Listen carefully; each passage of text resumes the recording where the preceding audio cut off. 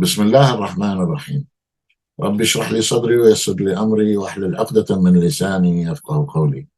السلام عليكم ورحمة الله وبركاته. Peace be upon you all, brothers and sisters in Islam and brothers and sisters in humanity. Today is the 7th of October 2023, which is the 22nd of Rabi' al-Awwal, 1445 in the Hijri calendar. Today, I'm talking about one specific subject. Today, I'm talking about one specific subject, which is the actions that have been taken in Gaza, in occupied Palestine. Whether we agree or disagree with Hamas's ideology or Hamas's tactics, the fact of the matter is that those young men who are fighting the occupying forces of the Zionist entity are actually not committing an international crime. The UN Charter specifically says that any occupied people are entitled to fight to liberate their country. Now, what is shocking is the double standards that we see in Western media, and the double standards that even have seeped into the discourse of certain Western Muslims. Now, for years and years, we see IDF members dragging children and women in the streets of Palestine. We see them being abused. We see footage of Israeli settlers shooting people at point blank range, and Israeli soldiers committing war crimes and then getting off scot-free. We see it every day in the news, and we have become numb to it. And then when something happens and the tables are turned, suddenly everybody becomes a humanitarian, and suddenly those poor civilians. You've got to yes, I sympathize with women and children who are civilians, but you've got to remember something that very important. The Israeli settlers are people who actually got on a plane or a boat and went to a land that isn't theirs and used the political situation and the backing of an army to steal people's houses and lands.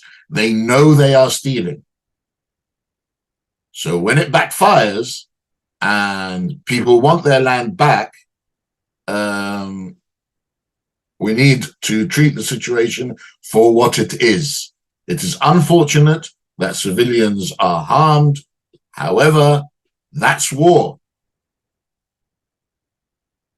I haven't seen any people who actually support Israel ever criticizing the IDF when they drag small boys down the street, when there's 8 or 9 soldiers dragging small boys down the street. But I see them crying when they see Israeli soldiers being captured by soldiers.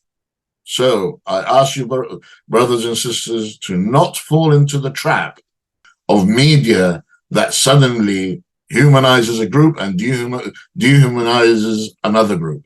And we see it among many European countries. Most shockingly, we see that the so-called victim, Zelensky, stands with the Israelis, and he has strongly condemned the Palestinians while taking Arab money.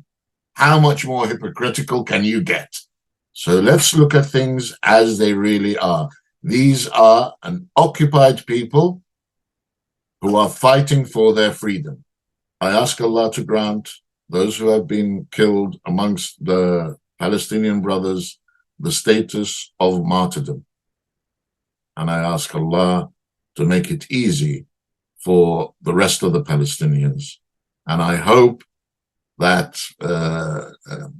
brother and sister Muslims and brother and sister humans take things for what they really are. And I hope that these conflicts can actually be solved, but they cannot be solved when one side is completely dominant over the other, and they cannot be solved with a right-wing Israeli government that actually dehumanizes Arabs and Muslims every day. And we saw the shock of the settlers when the tables were turned, because they were brought to that place and indoctrinized to believe that they had a God-given right to kill, rape, and pillage because God said so. And now they realize that it doesn't work like that. I ask Allah to grant victory to my brothers and sisters in Palestine. And I ask all right-minded people to actually read between the lines of the propaganda machine that is totally askew. أقول قولي هذا واستغفر الله لي ولكم ولسائر المسلمين والسلام عليكم ورحمة الله وبركاته.